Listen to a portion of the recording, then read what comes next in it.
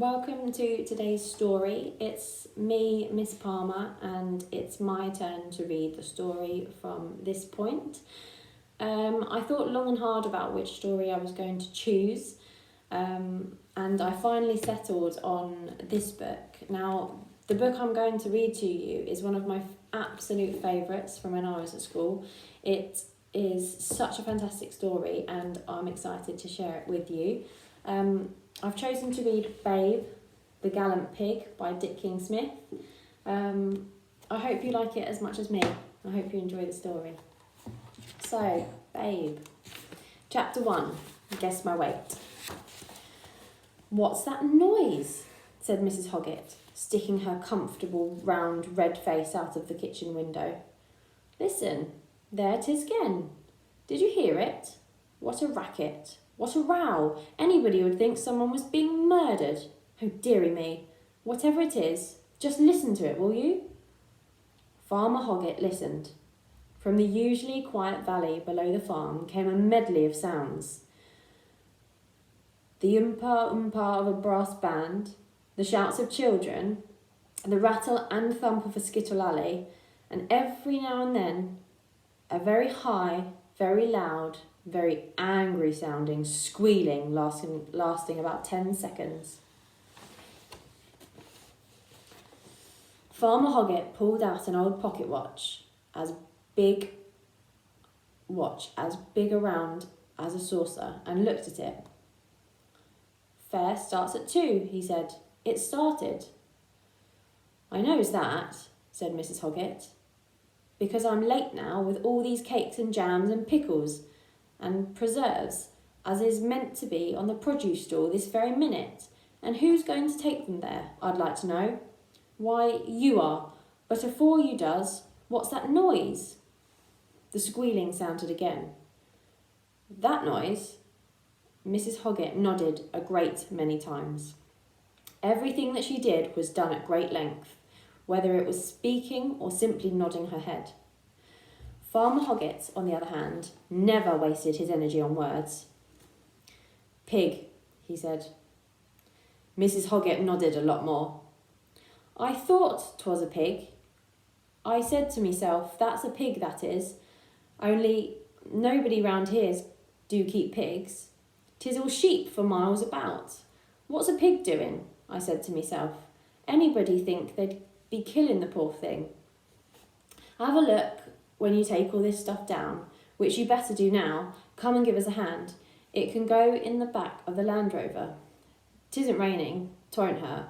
Wipe your boots afore you comes in." "Yes," said Farmer Hoggett. When he had driven down to the village and made his delivery to the produce stall, Farmer Hoggett walked across the green, past the fortune tellers, the games of chance, the Ferris wheel and the band, to the source of the squealing noise, which came every now and again from a small pen in a far corner against the churchyard wall. By the pen sat the vicar, notebook in hand, a cardboard box on the table in front of him. On the pen hung a notice: "Guess my weight, 10 pence a shot." Inside was a little pig. As Farmer Hoggett watched, a man leaned over and picked it out of the pen. He hefted it in both hands, frowning and pursing his lips in a considering way, while all the time the piglet struggled madly and yelled blue murder. The moment it was put down, it stopped. Its eyes, bright, intelligent eyes, met the farmer's. They regarded one another. One saw a tall, thin, brown-faced man with very long legs, and the other saw a small, fat, pinky-white animal with very short ones. "Ah, come along, Mr. Hoggett," said the vicar. "You never know. He could be yours for 10 pence. Guess his weight correctly, and at the end of the day, you could be taking him home." "Don't keep pigs," said Farmer Hoggett. He stretched out a long arm and scratched his back. He stretched out a long arm and scratched its back. Gently, he picked it up and held it before his face. It stayed quite still and made no sounds. "That's funny," said the vicar. Every time so far that someone has picked him up, he's screamed his head off. He seems to like you. You'll have to take a guess. Carefully, Farmer Hoggett put the piglet back in the pen. Carefully, he took out a 10 piece from his pocket and dropped it in the cardboard box. Carefully, he ran one finger down the list of guesses already in the vicar's notebook. Quite a variation, said the vicar. Anything from £20 to 40 so far. He wrote down Mr. Hoggett and waited, pencil poised. Once again, slowly, thoughtfully, the farmer picked the piglet up. Once again, it remained still and silent. £31, said Farmer Hoggett. He put the little pig down again. And a quarter, he said. 31 and a quarter pounds. Thank you, Mr. Hoggett. We shall be weighing the little chap at about 4:30. Be gone by then. Ah, well, we can always telephone you, if you should be so lucky as to win him. Never win nothing. As he walked back across the green, the sound of the pigs yelling rang out as somebody else took a guess. You never do win nothing, said Mrs. Hoggett over tea, when her husband, in very few words, had explained matters.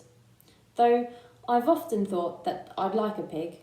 We could feed him on scraps. He'd come just right for Christmas time. Just think. 2 nice hams, 2 sides of bacon, pork chops, kidneys, liver, titterlings, trotters. Save his blood for black pudding. There's the phone. Farmer Hoggett picked it up. Oh, he said. Chapter 2. There, is that nice? In the farmyard, Fly, the black and white collie, was beginning to train her 4 puppies. For some time now, they had shown an instinctive interest in anything that moved, driving it away or bringing it back, turning it to left or right, in fact, herding it. They had begun with such things as passing beetles, but now they were ready, Fly considered, for larger creatures. She set them to work on Mrs. Hoggett's ducks.